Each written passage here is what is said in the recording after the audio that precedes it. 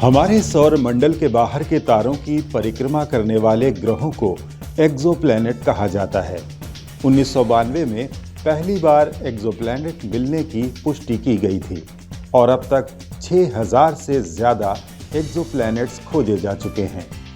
इनके वायुमंडल के डेटा से न केवल हमारे सौरमंडल के बाहर जीवन की संभावना के बारे में पता चल सकता है, बल्कि उन तारों के बारे में भी अहम जानकारी मिल सकती है जिनका ये चक्कर लगाते हैं।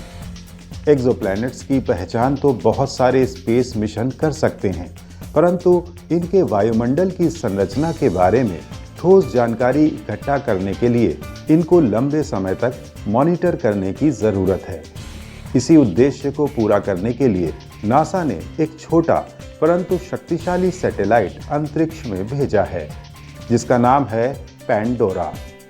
बीती 11 जनवरी को स्पेस एक्स के मिशन ट्विलाइट के जरिए इसे सन सिंक्रोनस ऑर्बिट में स्थापित कर दिया गया। पैंडोरा का लक्ष्य है चुने गए 20 एक्सोप्लैनेट्स के वायुमंडल का गहराई से अध्ययन करना, ताकि इनके वायुमंडल में पानी और अन्य गैसों की मौजूदगी का पता लग सके। दरअसल जब कोई ग्रह अपने तारे के सामने से गुजरता है तो तारे की रोशनी में आने वाले हल्के बदलाव को मापकर उस ग्रह के वायुमंडल की संरचना के बारे में पता चल सकता है। परंतु दिक्कत यह है कि एक ही तारे के कुछ एरिया ज़्यादा चमकदार होते हैं और कुछ मंद, जैसे कि सन स्पॉट्स, और रोशनी का यही अंतर एक्सोप्लैनेट के वायुमंडल डेटा को प्रभावित करता है। अगर अवलोकन उस समय के हैं जब ग्रह सन स्पॉट के सामने था, तो एक्सोप्लैनेट के वायुमंडल का डेटा वास्तविकता से अलग दिख सकता है। पैंडोरा ऐसी ही दिक्कतों को दूर करेगा।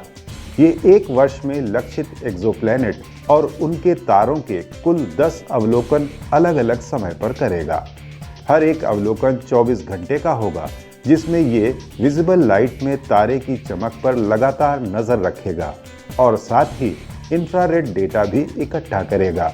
इससे तारे की रोशनी में होने वाले उतार चढ़ाव और ग्रह से आने वाले असली संकेतों को अलग करना आसान हो जाएगा।